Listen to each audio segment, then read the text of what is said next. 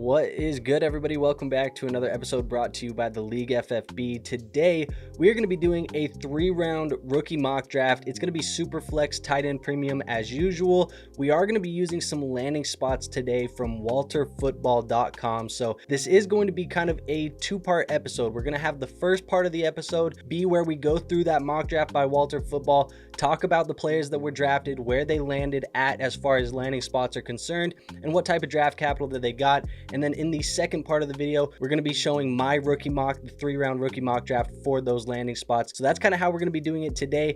If this is your first time at the channel, make sure you hit that subscribe button. We are trying to get to 5,000 subscribers by the NFL draft. But without wasting any more time, let's hop right into today's video and let's start talking these drafts. All right, so like I said, we are going to start this video off going through that walterfootball.com mock draft. Now, this was published on March 31st, so it's really not that old. They've inspired all of the landing spots here in today's video. Now, in this mock draft, there were 55 fantasy relevant players that were drafted in the mock draft. That is the player pool that we are going to be using for my rookie mock. So if there are players that were not drafted in their 5-round mock draft, they will not be in my 3-round rookie mock. Now, some of those notable players that were not drafted that the fantasy football community is a little bit high on at the moment, those are going to be some guys like Dylan Sampson, Devin Neal, Jalen Royals, RJ Harvey, Jordan James, and some other players as well. But those are some of the notable guys that we will not be talking about today because walterfootball.com did not draft them in their 5-round mock draft. So I'm going to go through this mock draft fairly quickly. We will talk about all 5 rounds. Feel free to pause the video if you want to just take some time to look at each round. I'm going to go round by round, but in the first round of their mock draft, it was a fairly normal first round. We had about 8 fantasy relevant players, guys like Cam Ward, Shador Sanders, Travis Hunter, Ashton Jeanty.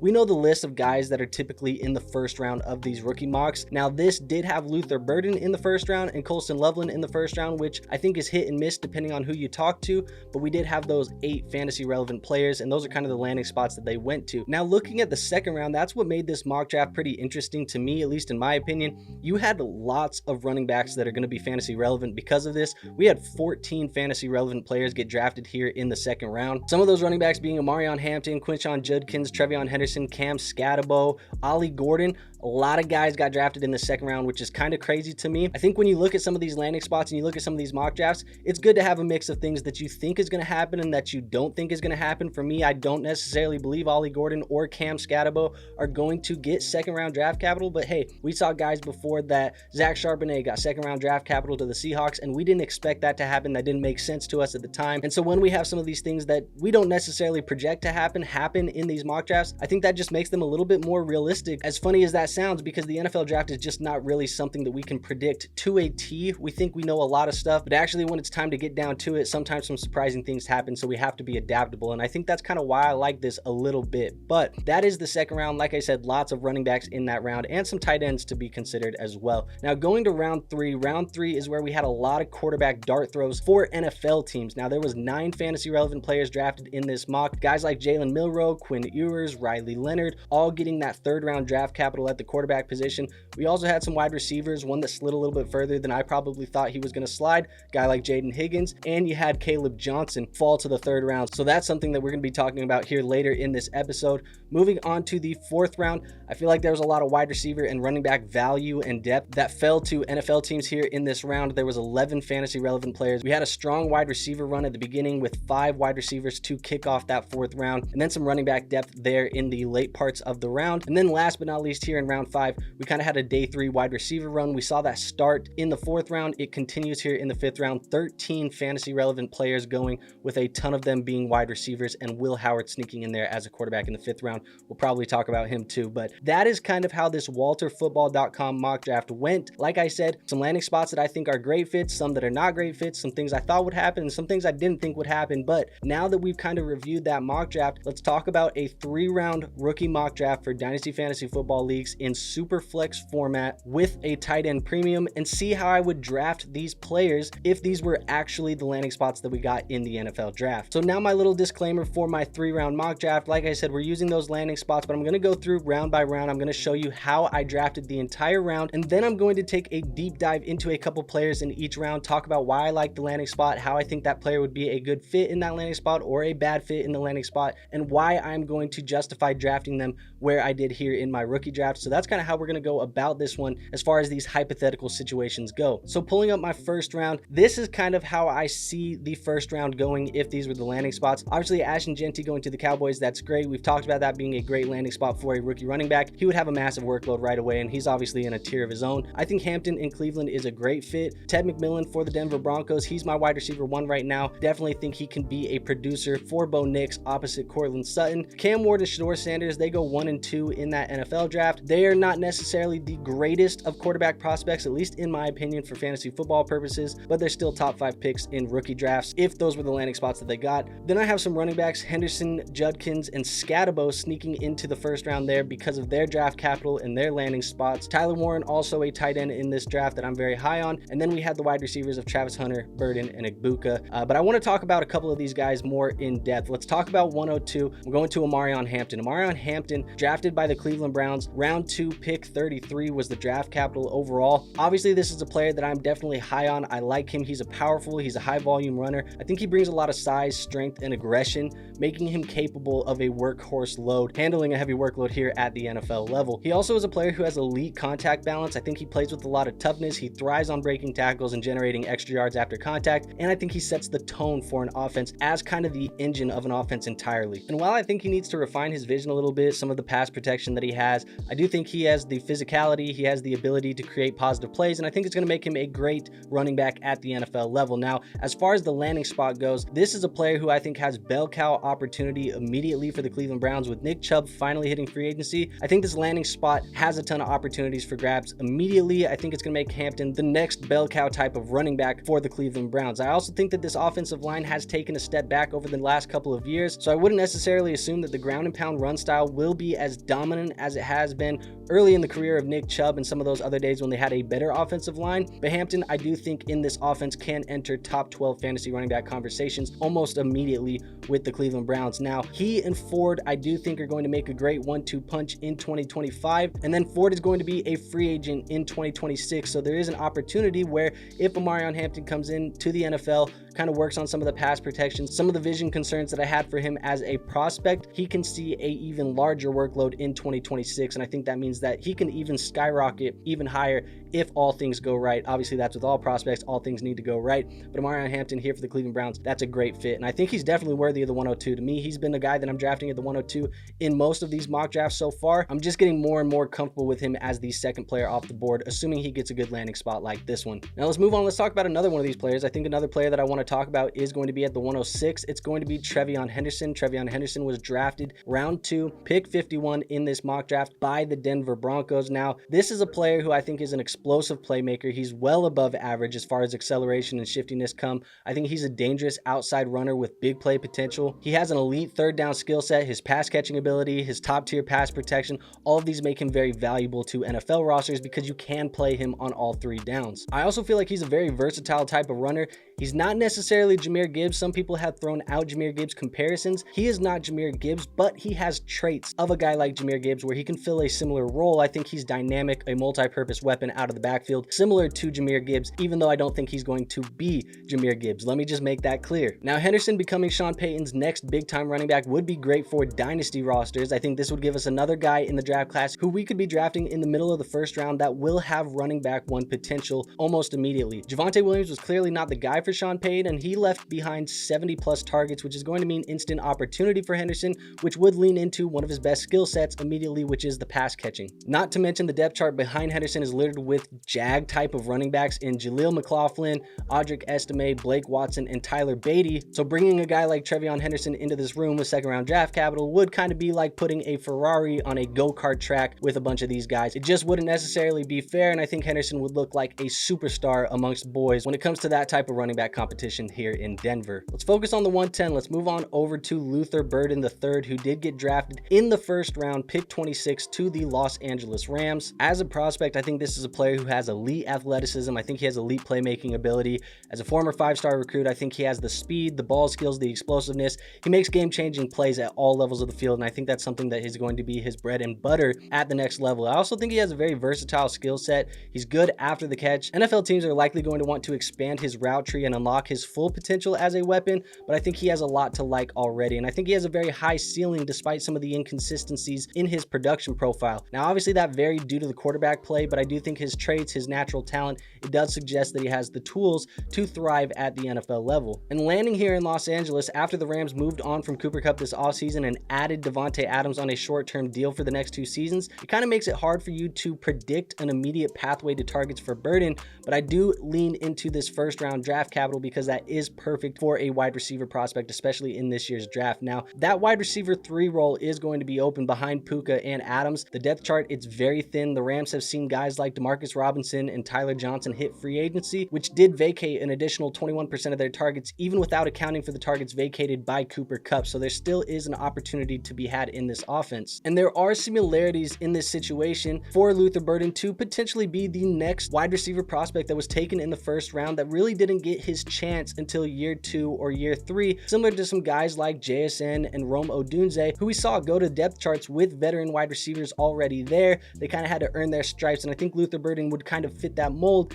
even if he isn't the same type of prospect as those 2 players. And due to how old Davante Adams is, obviously he's kind of in the twilight of his career right now, there is going to be an opportunity for Luther Burden to work his way up into that wide receiver 2 role long-term opposite Puka Nacua. And then moving on to the last player that I kind of want to focus on here in the first round, let's talk about Cam Skattebo, who went 112. Now for me, going round 2, pick 55 to the Los Angeles Chargers was a little bit surprising. As far as prospect traits go, I think Skattebo, he has elite contact balance. I think he plays with a lot of toughness as well. He's a physical runner who does bounce off of tacklers a lot, consistently fights for extra yards. I think he's pretty underrated as far as elusiveness and vision goes. He reads his blocks well. I think he has more agility early in the runs than he gets credit for. And I do think this is a player who probably has some 3-down potential at the next level. While he's not necessarily a guy who's a speedster, a speedy running back that's going to beat you with his athleticism, I do think he has some receiving ability, some physicality that make him a valuable complementary back who can help wear down defenses at the NFL level. Now, as I mentioned, I didn't think he would get second round draft capital, but that second round draft capital is amazing for Skattebo. But this would mean that Los Angeles is very high on him and could be viewing him as potentially the running back of the future for this offense. Now, obviously, Najee Harris was brought in on a 1-year deal, and he is a great fit in this Greg Roman offense, but we saw Los Angeles use multiple running backs last year when both J.K. Dobbins and Gus Edwards were healthy last year,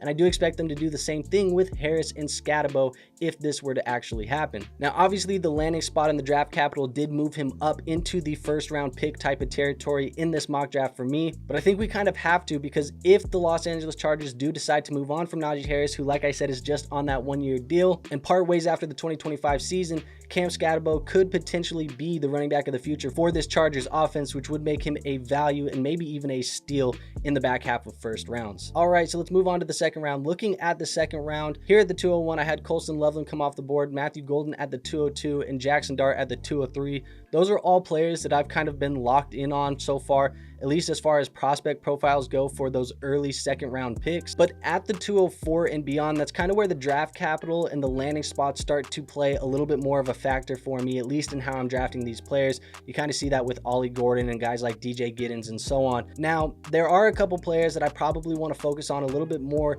than others in this round. We're going to kick it off at the 204. We got to talk about Ollie Gordon II. He was drafted round 2, pick 59 by the Baltimore Ravens. And that's, again, another pick that I just didn't believe was going to happen, but hey, it did. So positive player traits for Ollie Gordon as a prospect are his physicality, his bruising type of running style. I think he excels as a downhill runner who punishes defenders and gains tough yards after contact, which ironically makes him a very good fit for those power run type of teams, which is the Baltimore Ravens, and kind of similar to how they run a guy like Derrick Henry. Now, he can be reliable in a 2-back system. Obviously, Baltimore hasn't necessarily been that, but his physicality and his ability to complement a backfield as a bruiser makes him the ideal fit for teams to pair him with a more explosive and versatile running back. I also think Gordon's a little bit underrated in the passing game. I think he has some upside there. Even though he's kind of been this power runner historically, I think he does a lot in the screen game and has room to improve in pass protection, which is going to add some versatility to his skill set. Now, as far as the Baltimore Ravens go, obviously the draft capital was surprising. I think this is another pick that shocked me, and maybe people actually think that Gordon will get round 2 draft capital. I don't necessarily believe it, but if somebody's willing to kind of throw his 2024 tape away, throw it out the window, go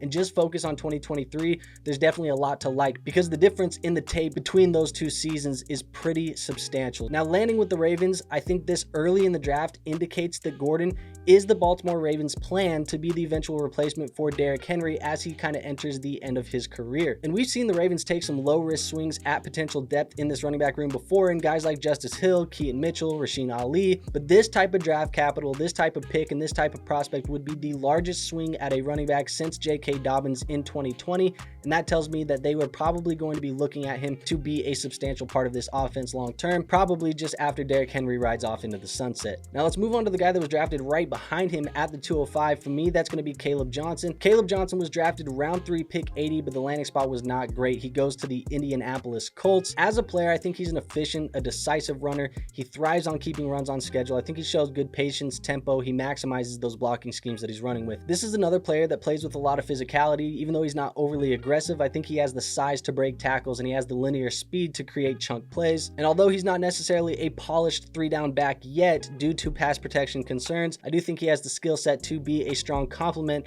with the potential to become a starter over a longer period of time. Now, like I said, the landing spot was not great. Landing with the Colts is certainly going to dull any of the remaining excitement people had about Kaleb Johnson becoming an RB1 for fantasy football purposes, despite seeing that day 2 draft capital. He would slide in as a running back 2 in this offense behind Jonathan Taylor, who is certainly going to still remain the center point of this offense, but I could see Johnson becoming a high-end handcuff with some standalone potential, just like a guy like Zach Charbonnet is in Seattle right now to a guy like Kenneth Walker. Now, the problem is Taylor has 2 more years left on his contract, so it would likely be a few years until Kaleb Johnson gets any real opportunities without there having to be an injury in front of him. So he does fall in my rookie mock, obviously going here at the 205, just because of the landing spot and the lack of opportunities available for him as a member of the Indianapolis Colts. Let's go to the 207. Let's talk about another running back. I want to talk about DJ Giddens. DJ Giddens goes round 4, pick 131 to the New Orleans Saints. I think as a prospect, he has good size and patience. He has the frame to handle a solid workload, and I think he lets his blocks develop in front of him, which make him an efficient inside runner. And despite his size, I do think he has some wiggle between the tackles, allowing him to navigate through traffic easily. And while he lacks some of the explosive speed, I think his ability to process run lanes and grind out tough yards makes him a valuable back in a rotation, possibly at the next level. Now, Giddens going to the New Orleans Saints is interesting to me because Alvin Kamara is definitely at the end of his dynasty life cycle, and I think Giddens could be an interesting change of pace option for the Saints with room to grow into a larger role over time. The Saints haven't been able to find a complementary piece for Kamara since Mark Ingram, and currently roster guys like CEH, who rode the bench towards the end of last year, and Kendre Miller, who really hasn't even been able to get on the football field since entering the NFL there in 2023. Now, the Saints, they are rebuilding, and as they continue to kind of shape-shift this roster over time and shed some of the unnecessary spending on the roster, I think it's only a matter of time before they start looking at Alvin Kamara due to his age and his current contract situation and consider making him a cap casualty. And if that were to happen, there's definitely a chance that DJ Giddens, if he plays well early on in his career, could be looked at as the next of kin as far as the running back situation goes here in New Orleans. And that's definitely all you're looking for when you're this deep in the draft at the 207, 208, 209 type of range. You want guys who can get opportunities, and then as they get opportunities, earn larger roles. I think Giddens could do that here for the Saints. And now let's go to the 211. 211 to me, we're going to talk Tre Harris. He obviously went to the New England Patriots, round 4, pick 106. This is a player we've talked about a little bit on the channel before. I think the combination of his size and his speed, it's really explosive. It pops up a lot on tape, and I think he has the speed to stretch the field vertically and the physicality to make the plays after the catch, which does kind of make him a dangerous weapon at all levels of the football field. Now, I do think he improved his route running and his contested catch ability in 2024. He showed growth, and I think that that could translate here at the NFL level. And more importantly, I think this is one of the wide receivers in this draft class that has a lot of upside as a potential X wide receiver for NFL teams. And while he has had some injuries in the past, and those are maybe a concern to his profile, I do think he can be a very productive wide receiver too for an NFL team with big play potential in the right system. Now, landing with the Patriots would be a very good fit for Tre Harris. Last year, Patriots wide receivers combined for the fewest receiving yards and the fewest fantasy points in the NFL. And obviously, they've been trying to remodel this wide receiver room to try and go get a guy to help Drake May take a step forward in 2025 for the next step of his development. Now, they did go get Stefon Diggs, who signed a massive 3-year deal to be the wide receiver 1 in this offense, but Diggs is clearly not the type of player that he was once before, and he is coming off of a torn ACL, meaning that Tre Harris could see some significant opportunities early on in his rookie season. And as I mentioned, with his prospect profile, I think this is a player that can develop into a high upside vertical threat long term, which would be a very good complementary piece to a guy like Stefon Diggs in this offense. And I think it's just a great fit for a guy like Drake May. So when you're looking at these wide receiver dart throws and players that you you want to maybe take a chance on this late in the second round here at the 211. Guys like Trey Harris definitely make a ton of sense to me. He's going to have opportunities day one. He has the skill set, and even though he didn't get the draft capital being a day 3 pick, he's definitely somebody I'm comfortable taking a flyer on at this point in the draft. Now let's go to round 3. Round 3 of our rookie drafts is a little bit interesting to me. I think there's some quarterback dart throws we can take a shot on, considering a lot of these guys got round 3 draft capital, and just due to the depth of this running back class, there's still some running backs that we like Bhayshul, Tuten, guys like Damian Martinez, Raheem Sanders, who lands with the Steelers. I think all of these are decent opportunities for you to find some depth in your rookie drafts for players that can maybe be sitting on a taxi squad and find some opportunities later on in their career. And even at the tight end and wide receiver position, there's definitely some guys that you can take flyers on as well. I kind of want to dial in on a few of these guys. I want to start at 301 though. I want to talk about Bhayshul Tuten, landing with the San Francisco 49ers in the 4th round of the NFL draft. This is a player who has a lot of elite straight line speed. I think he has fluid hips. It allows him to make sudden cuts, and he breaks away for big plays very often on tape, showing a lot of that explosive speed and agility. I think he's a physical runner that has a lot of contact balance as well. He kind of has this combination of power, wiggle, balance, all of these things that make him very tough to bring down, and he's capable of wearing down defenses when you start giving him the workload. And while I think he kind of needs to clean up some of the ball security concerns, he did fumble the football a lot. He does have some 3-down potential. That mix of speed, power, playmaking ability, it gives him a path to potentially be a starting type of running back eventually at the NFL level. Now, landing with the San Francisco 49ers on day 3 is interesting too, and he's been a riser in the community after a very good combine performance, but this landing spot in draft capital, it does seem to kind of pump the brakes, for me at least, on Tuten a little bit for dynasty rosters. Obviously, we can never count out any running back in a Kyle Shanahan system. We've just seen way too many guys over the last couple of years become fantasy football relevant, but CMC is still the bona fide running back one in this offense to me, and as long as he's healthy, he's going to see a heavy workload. Now, the thing that makes this a little bit complex is because behind Christian McCaffrey, we already have Isaac Guerendo, who showed last year that he was capable of being the running back 2 behind McCaffrey, and he made the 49ers feel good enough about that for them to trade Jordan Mason to the Minnesota Vikings this offseason. So having Tuten, Isaac Guerendo, and Christian McCaffrey, while that's going to be good for the 49ers, it's a little bit messy for fantasy football purposes, but like I said, he has the talent, he had the combine performance, he's been a riser, and the system has been friendly for fantasy before, so he's definitely worth a dart throw, but not a guy that I think is going to go in the top 24 picks if this were the landing spot in the draft capital. Let's move on to the 302. I want to talk about Jalen Milroe. We haven't talked about him a lot in this process, but he goes to the New York Jets, round 3, pick 73. As a player, this guy is going to be talked about for the elite athleticism and speed that he possesses. He's a dynamic runner. He has the size of a linebacker, and he has the speed of a wide receiver. He is definitely a true dual threat type of weapon at the quarterback position. Now, he's also a player that I think has an NFL arm. I think he's shown the ability to hit on deep passes before, which keeps defenses honest and creates some opportunities for some explosive plays with big play potential. Now, that said, there are definitely accuracy concerns, some decision-making concerns at times. Those definitely need some refinement at the next level, but his physical tools give him the path to success if he can improve as a pocket passer at the next level. And I think this is a player that's definitely worth a flyer if he gets in the right situation where he can learn and develop behind a veteran quarterback. Now, landing here in the 3rd round with the New York Jets, it's definitely interesting because the Aaron Rodgers era, it came and went in New York after Rodgers posted his lowest yards per attempt and quarterback rating of his career, but it's officially time for Justin Fields in New York after the team signed him to a 2-year deal worth $40 million.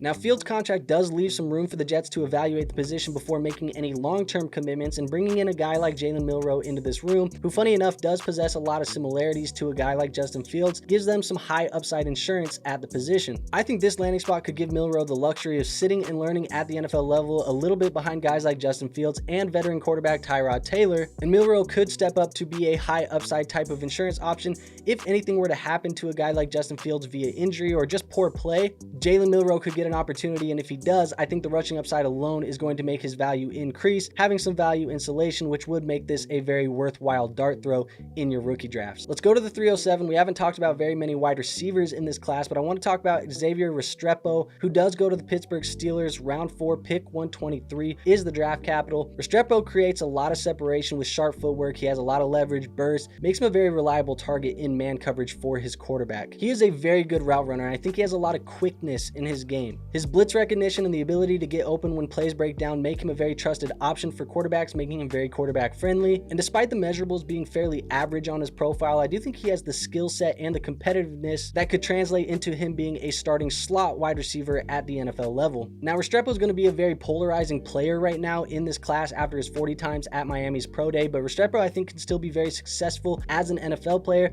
and I think the tape showed that throughout his collegiate career. Landing in Pittsburgh gives him a chance because both DK Metcalf and George Pickens excel as outside wide receivers, meaning Restrepo can man the slot with Roman Wilson, who was obviously picked by them last year, but this is where Restrepo should be able to make the most of his opportunities. Now, there's obviously going to be some concerns as to who is going to be the quarterback of this Pittsburgh Steelers team, but right now it does seem like Pittsburgh is pretty dialed in on trying to make Aaron Rodgers their guy. So despite the day 3 draft capital and the 40-yard dash concerns, this feels like a pretty good spot in your rookie drafts to take a flyer on a guy like Xavier Restrepo. Now, the last and final guy that I want to take a shot on and talk about in depth in this rookie draft is going to be at the 312, where we took Will Howard, quarterback out of Ohio State. He went to the Las Vegas Raiders, round 5, pick 143, and I think as far as a prospect profile is concerned, this is a quarterback who has a lot of size and toughness. He has the physical build to withstand NFL pressure, and I think he showed some resilience in the pocket, making him a very durable option at the quarterback position. He processes the game well within the structure of the offense, displaying very good mechanics and consistent accuracy, making him a pretty reliable decision maker. And I think he has some mobility and blitz recognition that is going to show up on fantasy football stat sheets because he's shown the ability to escape pressure and beat the blitz, adding value as a mobile quarterback who can extend some plays. Now, as far as the landing spot is concerned, I think Howard showed a lot of potential throughout Ohio State's college football playoff run, and it looks like he can be a capable quarterback option with some potential in Las Vegas behind Geno Smith. And while Las Vegas is not necessarily making Howard a starter by any means, after only using a 5th rounder on him, I do see this as a very similar situation to a guy like Spencer Rattler last year, who came in as a day 3 pick behind a mediocre veteran and found his way onto the football field at some point in time via injury and or bad quarterback play. Now, obviously Rattler wasn't ever able to make the most of his opportunities, but in Superflex leagues, like I mentioned with Jalen Milroe,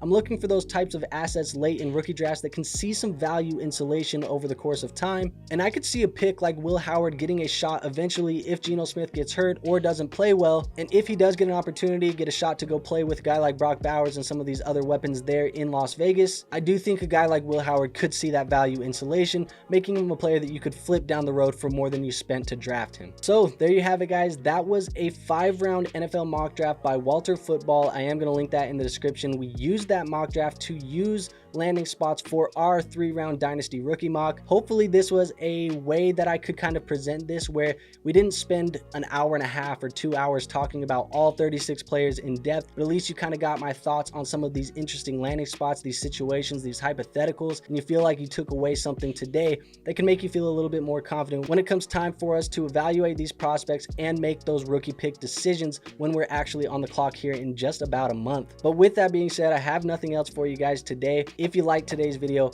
make sure you hit the like button, make sure you go hit that subscribe button, and make sure you go join our free Discord. Those are the best ways that you guys can support this channel, and that definitely does do us a favor. But like I said, nothing else for you today. I will see you on our next episode, but until then, peace out.